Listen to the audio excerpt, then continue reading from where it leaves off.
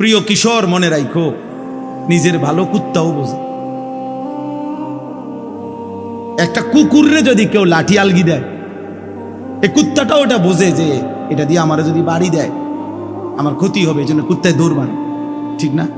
তাহলে নিজের কমপক্ষে নিজের ভালো, নিজের সেফ, এটা কুত্তাও বোঝে, এটা জানোয়ারও বোঝে। তো তুমি বোঝো না ভাইয়া, তুমি এদুরও বোঝো না? তোমার এই রাত দিন নারী দেখা, ছবি দেখা, উলঙ্গ দৃশ্য দেখা তোমার এই জাহান্নামের আগুনে পোড়াবে, এদুরও বুঝলা না?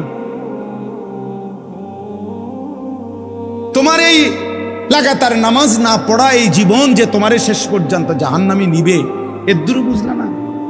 হায় হায় হায়, নিজের ভালোটাই তো কমপক্ষে বুঝলা না। কেমনে বললে বুঝবা? আমি তো আমার সবটুকু চেষ্টা করি, আমার জিন্দিগির ফিকির এটা ভীষণ, কিশোর যুবক ছেলে বদলাবে, ওরা দিনদার হবে, ওরা সেজদা দিবে আল্লাহকে। এক যুবক যখন সেজদা দেয় তো আল্লাহ তাআলার আরশ নড়ে ওঠে। আল্লাহ তাআলা আরশ আজিম থেকে বলে, যুবক আমার সেজদা দিলি, যা আমি ওয়াদা দিলাম তোরে এই আরশের নিচে ছায়া দেব। তুই আসবি যুবক হাসরের ময়দানে, আমি তোরে আরশের নিচে ছায়া দেব। শাবুন নাশাআ ফি ইবাদাতিল্লাহ, নবীজি বলেন যে যুবক তার যৌবন কালটা আল্লাহর ইবাদতে বেড়ে উঠছে, আল্লাহ রাসূল সাল্লাল্লাহু আলাইহি ওয়াসাল্লাম বলেন আল্লাহ তাআলা তাকে আরশের নিচে ছায়া দেন।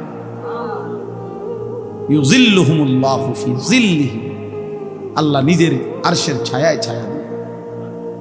সুবহানাল্লাহ। এজন্য যুবকের সেজদা বড় দামি সেজদা, নওজোয়ানের সেজদা বড় দামি সেজদা। এজন্য তোমরা হিম্মত করো। ওই ছেলেটাকে বলো ভাই, ওই ছেলেটাকে, ওই অসভ্য ছেলেটাকে বলো মোবাইল বন্ধ করতে। বেটা তুমি এতে উঠে যাও, বেটা এই বেটা অপদার্থ কোথাকার বেটা।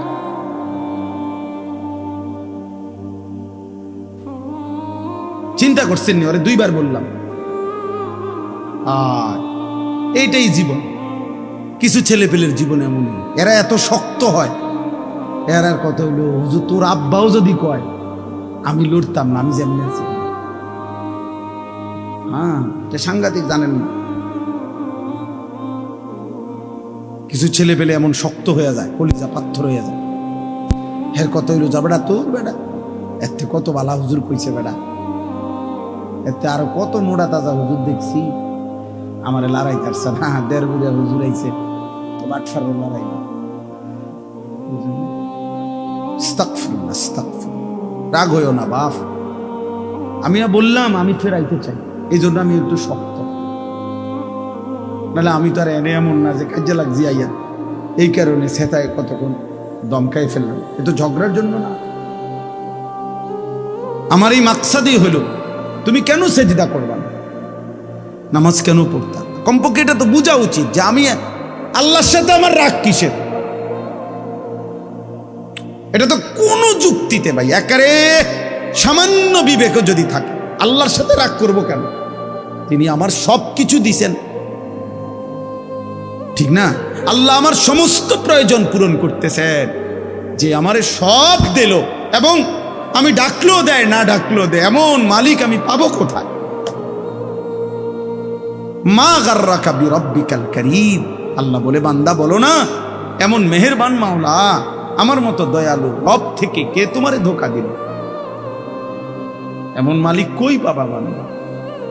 এমন মুনিব কই পাইবা?